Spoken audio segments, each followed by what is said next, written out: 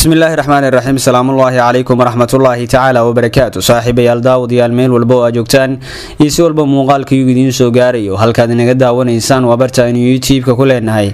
ee run sheeg saaxiibayaal qodobada ugu waaweyn aan warka idinkugu haynana waxaa ka mid ah Fahad Yaasiin Xaaji Daahir iyo Aadan Madoobe oo wadahadal u bilowday qaramada midoobe oo sheegtay inay halis wajahayaan saxafiyiinta Soomaaliyeed iyo weerar ku bilowday qaraxyo lagu qaaday ciidamada Burundi ah qodobadaas iyo qodobo kale ayaan saaxiibadeen ugu xiran idiin soo gudbin doonaa hadduu Rabbi raali ka noqdo fadlan haddii aad nagu cusub tihiin waxaan si naxariis leh idinkaga codsanaynaa inaad subscribe noo saadaan like-na aan ugu dhiirigelisaan gambaleelka furataan si warbixinadii ugu dambeeyay aad u heshaan idinka alle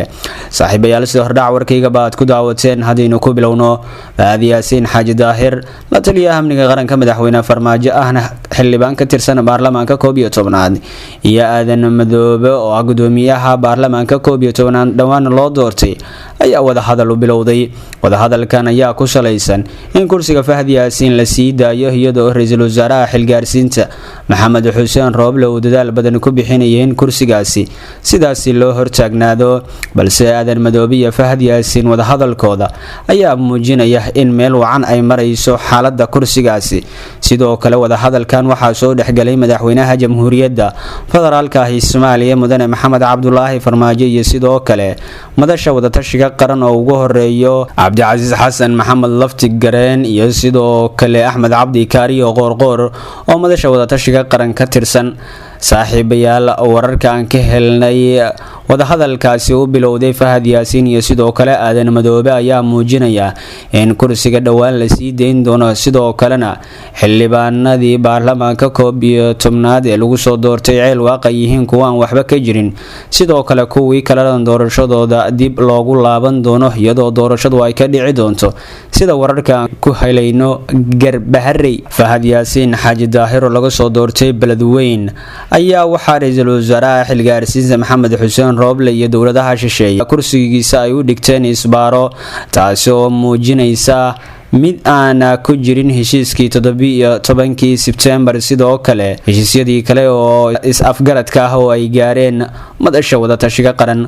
Rooble ka cararaya in madasha wadatashiga qaran la fariisiyo ayaa hadda waxa uu doonayaa in uu iska fasaxo kursiga Fahad Yaasiin maadaama culeysyo badan ay kaga imaanayaan dhinacyada beesha caalamka xildhibaanada dhawaan la doortay oo aqlabiyada ugu badan haysto madaxweynaha jamhuuriyadda federaalka Soomaaliya iyo sidoo kale gudoomiyaha cusub ee baarlamaanka Aadan Madoobe wadahadalkan ayaa waxa uu ku dhacay qaab telefoon ah ama khadka telefoonka ay ku wada hadleen Fahad Yaasiin iyo sidoo kale Aadan Madoobe iyagoo isla meel dhigay in kursigaasi sida ugu dhaqsiyaha badan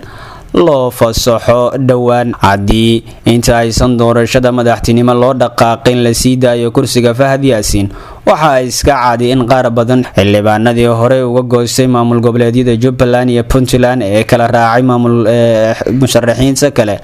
uu soo dabay karo ninka lagu magacaabo Fahad Yaasiin Xaaji Daahir oo aad ugu fiican in olole doorasho la galo Fahad Yaasiin ayaa waxa uu yahay jokerka siyaasadda ama ninka kaliya ee siyaasadda Soomaaliya maanta loogu hadal haynta badan yahay iyadoo oo wadamada Imaaraadka iyo sidoo kale Kenya ay cabsi badan ka qabaan siideynta kursiga Fahad Yaasiin Xaaji Daahir Fahad Yaasiin Xaaji Daahir ayaa 5 sano ee madaxweynaha qaranka mudane Maxamed Cabdullaahi Farmaajo ahaa siyaasiga ugu firfircoon sidoo kalena nabad iyo nolol garabka ay ku duusha ahaa saaxiibayaal waxaa xusid mudan in Fahad Yaasiin dhawaan kursigiisa loo sii deyn doono taasoo muujinaysa saansaanta in madaxweynaha jamhuuriyadda federaalka Soomaaliya mudane Maxamed Cabdullaahi Farmaajo oo ku soo laaban doono talada ugu sareysa dalka Aadan Madoobe oo markii hore lagu tirinayay in uu dhinaca Sheekh Shariif Sheekh Axmed jiro ayaa hadda waxa muuqata kadib kulankii madaxweynaha jamhuuriyadda federaalka Soomaaliya iyo asaga dhexmaray in uu dhinaca nabad iyo nolol hadda u batay taasoo dhabarjab ku ah siyaasiyiinta musharaxiinta mucaaradka iyo sidoo kale ra'iisul wasaaraha xilgaarsiinta Maxamed Xuseen Rooble qodobada kale aan saaxiibayaal idin haynana waxa kamid ah qaramada midoobe ayaa sheegtay in ay halis wajahayaan saxafiyiinta Soomaaliyeed qoraal ka soo baxay xafiiska siyaasadda qaramada midoobay ee Soomaaliya ayaa waxaa looga hadlay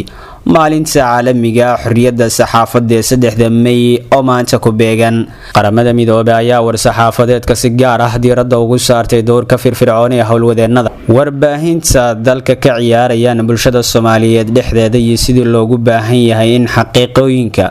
awoodda iyo si shaqadooda ugu gutaan si ammaan ah oo xorriyad ay ku dheehan tahay. warbaahinta Soomaaliyeed waxay qayb muhiim ah ka tahay kobcinta dimuqraadiyadda, waxayna u baahan tahay in awood ay u yeelato in ay u shaqeyso si xor oo aan lahayn hanjabaad, cagajugleyn iyo waxyeelo si ay u gutaan hawsheeda muhiimka ah, ayuu yiri ergeyga gaarka ee qaramada midoobay James Iswam. sidoo kale waxa uu shaaca ka qaaday in wali saxafiyiinta Soomaaliyeed ay wajahayaan halis ah, isla markaana sanadkii la soo dhaafay la dilay hal wariye, 2 kalena la dhaawacay, halka 64 saxafi iyo shaqaale warbaahineed oo kalena la xiray. saxafiyiinta ku sugan Soomaaliya ayaa wali wajahaya halis jir ahaaneed iyo dhinacyo badan. tan iyo bishii Maaj ee sanadkan hal saxafi ayaa la dilay, sidoo kalena waxaa la dhaawacay waxaana intaasi sii dheer in 64 saxafi iyo shaqaale warbaahineed la xiray iyagoo ku guda jira shaqadooda, ayuu mar kale yiri qoraalka qaramada midoobay. golaha loo dhan yahay ee qaramada midoobay ayaa ku dhawaaqay maalinta xorriyadda saxaafadda adduunka sanadkii 1993 iyadoo 3 May loo asteeyay xuska sanad guurada, kaas oo ahaa bayaan taariikhi ah oo ku saabsan xiriirka ka dhexeeya xorriyadda raadinta, gudbinta iyo helidda xogta guud. 3 May waxay xusuusin u tahay dowladaha oo la xusuusinayaa baahida loo qabay inay ixtiraamaan ballanqaadyadooda ku aadan xorriyadda saxaafadda iyo sidoo kale in la xuso mabaadi'da asaasiga ee xorriyadda saxaafadda, qiimeynta xaaladda ay ku sugan tahay xorriyadda saxaafadda adduunka oo dhan, laguna difaaca saxaafadda weerarka ka dhanka ah madax bannaanidooda, iyo in la xuso saxafiyiinta naftooda ku waayay iyagoo gudanaya waajibaadkooda shaqo. qodobada kale aan saaxiibayaal idiin haynana waxaa ka mid ah weerar ku bilowday qaraxyo oo lagu qaaday ciidamada Burundi. faahfaahin dheeraad ayaa waxaa laga helayaa khasaare ka dhashay weerar culus oo saaka dagaalyahano ka tirsan Al-Shabaab ay ku qaadeen saldhig ciidamada Burundi ee qaybta ka ah howlgalka ATMIS ex-AMISOM ay ku leeyihiin deegaanka Ceelbaraf oo hoostaga degmada Mahadayi ee gobolka Shabeellaha Dhexe. weerarkan ayaa waxa uu ku bilowday qaraxyo waxaana kadib xigay dagaal foolka fool ah oo dhex maray ciidamada Burundi ee ku sugan saldhigga la weeraray iyo kooxda Al-Shabaab. sidoo kale waxaa dagaalka mar dambe ku biiray ciidamo ka tirsan kuwa militariga Soomaaliya, kuwa oo gurmad ahaan u tagay ciidamada ATMIS ee lagu weeraray halkaasi. wararka ayaa sheegay in weerarka lagu dilay ugu yaraan ilaa 4 askari oo ka tirsan ciidamada dowladda federaalka ee Soomaaliya, halka ay ku dhaawacmeen 5 kale. Al-Shabaab oo dhankeeda ka hadashay weerarka waxay shaaciyeen inay dagaalyahanadeedu gudaha u galeen saldhigga la weeraray sida ay hadalka u dhigeen. xaaladda ayaa haatan aad u kacsan waxaana weli dhaqdhaqaaqyo culus laga dareemayaa duleedka degmada Mahadayi ee gobolka Shabeellaha Dhexe ee maamulka Hirshabeelle. inta badan dagaalyahanada kooxda Al-Shabaab ayaa weeraro ku dhufo ka dhaqaaqa ku qaada saldhigyada ciidamada dowladda iyo kuwa howlgalka ATMIS ee ku yaala koonfurta iyo bartamaha Soomaaliya. waag saaxiibayaal intaas ayaan kusoo gabagabeynaa warkii aad ka daawanayseen Runsheeg TV. haddana haddii aad nagu cusub tihiin waxaan si naxariis leh idinkaga codsanaynaa inaad subscribe noo saadhaan, like-na nagu dhiirigelisaan, gambalaalka furataan si warbixinadii ugu dambeeyay aad u heshaan idanka alle.